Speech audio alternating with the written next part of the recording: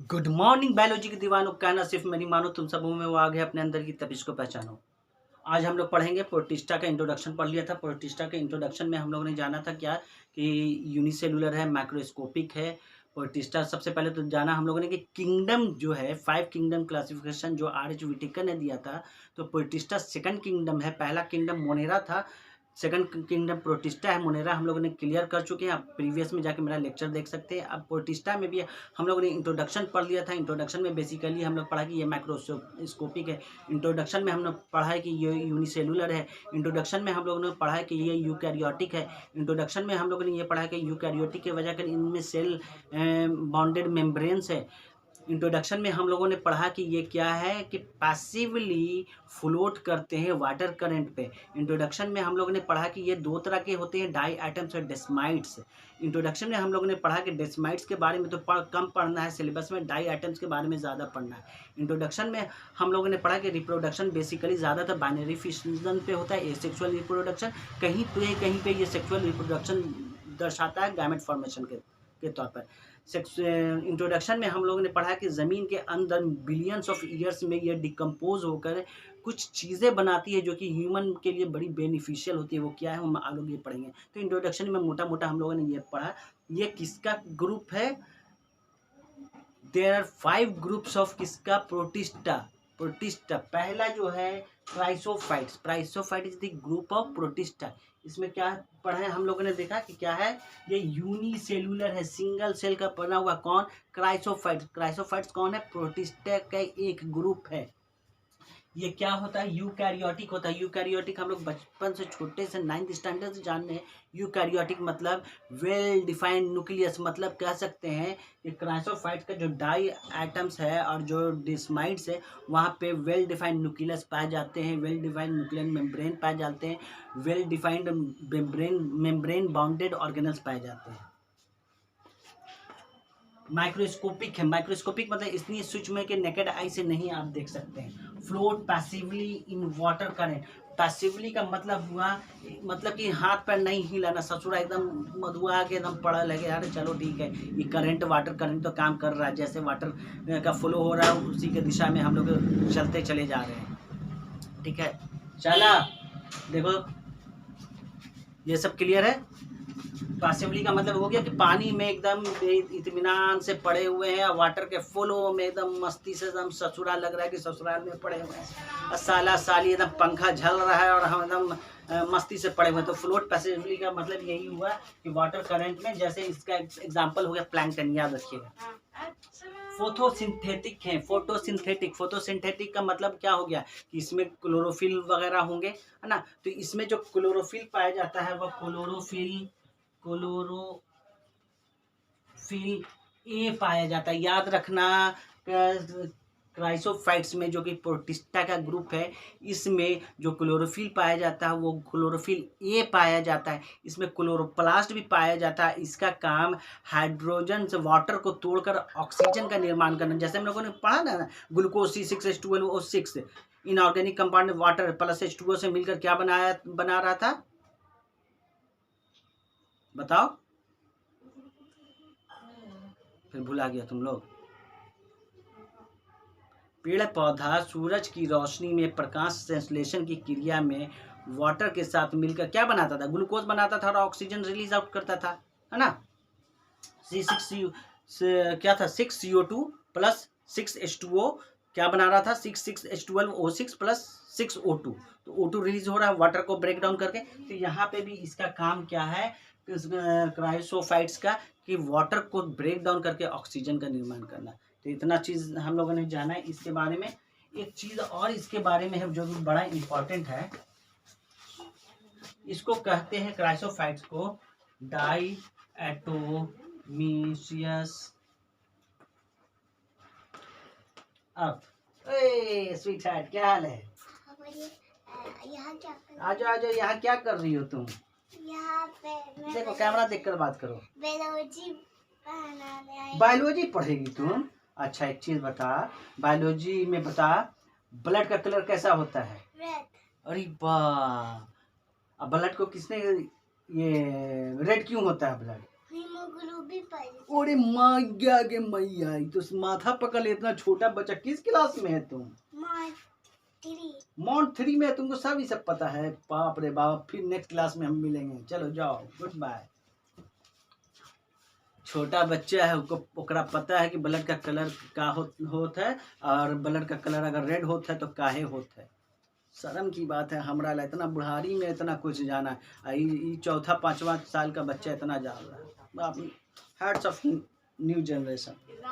चलो हाँ, डायटोमिशियस अर्थ। डायटोमिशियस अर्थ का मतलब हो गया, कॉन्सेप्ट समझो।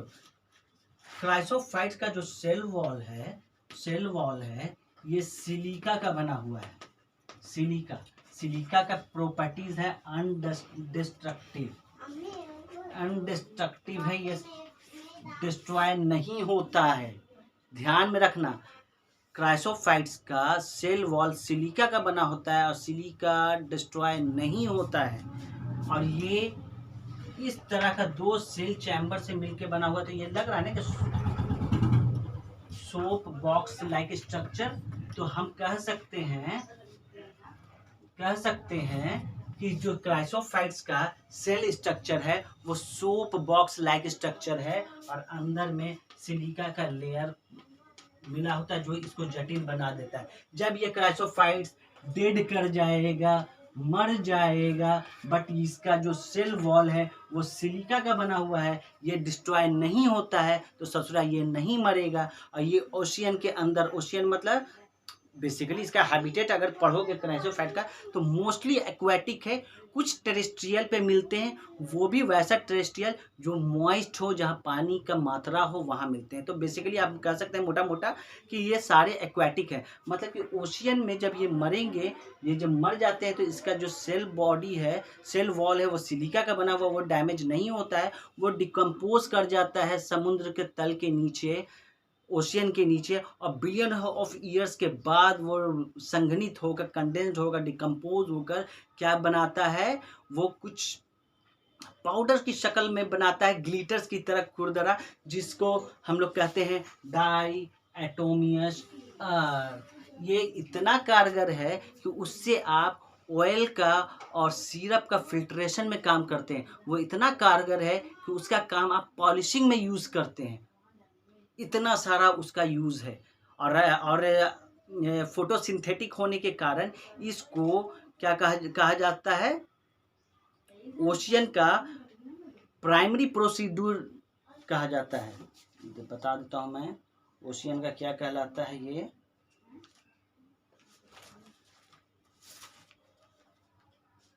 Chief producers in the ocean, ये कहलाता है chief producer of ocean. Chief producer of ocean क्यों कहलाता है? फोटोसिंथेटिक होने के कारण। अब फोटोसिंथेटिक है तो इसमें क्लोरोफिल पाया जाएगा। किस तरह का क्लोरोफिल पाया जाएगा? क्लोरोफिल ए पाया जाएगा। क्लियर है इतनी सारी चीजें? डायटोमियस अर्थ का मतलब क्या हुआ? इनका सेल वॉल सिलिका का बना हुआ है जो कि डिस्ट्रॉय नहीं होता है जब ये डेड कर जाते हैं, बट सिलिका के सेल वॉल होने के कारण जो कि डिस्ट्रॉय नहीं होता है, वो समुद्र की तह तक जाकर बैठ जाते हैं और बिलियन ऑफ ईयर्स बाद वो डिकम्पोज होकर क्या बनाते हैं, वो ग्लिटर्स की तरह एक सॉइल बनाते हैं जिसको डायटोमियस अर्थ बोलते हैं, जिसका यूज़ पॉलिशिंग में होता है, जिसका यूज़ ऑयल के फिल्ट्रेशन में होता है, जिसका यूज़ सिरप के फिल्ट्रेशन में होता है, और बहुत सारे लॉट्स ऑफ करते हैं। आप मोटा मोटा कह सकते हैं कि 50 to 60% जो कि एक्वेटिक एनिमल्स हैं वो इसी पे डिपेंडेंट होते हैं। क्लियर? अभी तो इनके बॉडी पे काम चल रहा है, भविष्य में ये सोचा जा रहा है कि इनके बॉडी से कैसे पेट्रोलियम बनाया जाए। क्लियर है? एक बार फिर से दोहरा देता हूं, chrysophytes is a group of protista. ये यूनिसेलुलर होते हैं, सिंगल सेल के बने होते हैं, माइक्रोस्कोपिक होते हैं, नेकेड आई से नहीं दिखते हैं, यूकैरियोटिक होते हैं, वेल डिफाइंड न्यूक्लियस होता है, well defined cell bonded organelles इसमें पाए जाते हैं। इनका हैबिटेट फ्रेश वाटर और मैरीन वाटर है। फ्रेश वाटर 2 तरह के होते हैं, लेंटिक फ्रेश वाटर और लॉटिक फ्रेश वाटर। लेंटिक मतलब वैसा फ्रेश वाटर जो स्टैग्नेंट है, ठहरा हुआ है, जैसे ponds, lakes. Lotic fresh water वैसा फ्रेश वाटर जो बह रहा है, जैसे स्प्रिंग, जैसे रिवर। ये फ्रेश वाटर और मैरीन वाटर दोनों में पाए जाते हैं। इसका एग्जांपल डाई आइटम्स और डिस्माइट्स हो सकता है। डाई आइटम्स बेसिकली हम लोग पढ़ते हैं डाई आइटम्स के बारे में, डिस्माइट्स के बारे में बहुत कम है सिलेबस में। इनके बॉडी वॉल में सेल वॉल पाया जाता है जो कि सिलिका का बना होता है। सिलिका जो कि अनब्रेकेबल होता है, अनडैमेजेबल होता है, अनडिस्ट्रक्टेबल होता है, जिसके वजह कर अगर ये क्राइसोफाइट प्रोटिस्टा अगर मर भी जाते हैं तो इनका सेल वॉल नहीं डैमेज होता है, वो समुद्र के तल में बैठ जाता है और बिलियंस ऑफ ईयर्स के बाद वो क्या होता है, डाईएटॉमिक अर्थ कहलाता है, जो ग्लिटर्स की तरह होते हैं, बने होते हैं, सॉइल होते हैं, अवशेष होते हैं, जिनका काम पॉलिशिंग में यूज़ होता है, जिनका काम ऑयल के फिल्ट्रेशन में होता है, जिनका काम सिरप के फिल्ट्रेशन में होता है। इसका बेसिकली ये फोटोसिंथेटिक होते हैं, जिसके वजह कर इनको ओशियन का प्रोड्यूसर कहा जाता है। ओशियन प्रोड्यूसर का मतलब कि आधा से ज़्यादा डिपेंडेंट सारे ओशियन के ऑर्गेनिज्म इन्हीं पे होते हैं खाने के लिए। क्लियर है? कहीं पे कोई शक शुबा? अगर नहीं तो अच्छा लगा है तो सब्सक्राइब कीजिए, लाइक कीजिए, शेयर कीजिए। Thank you so much.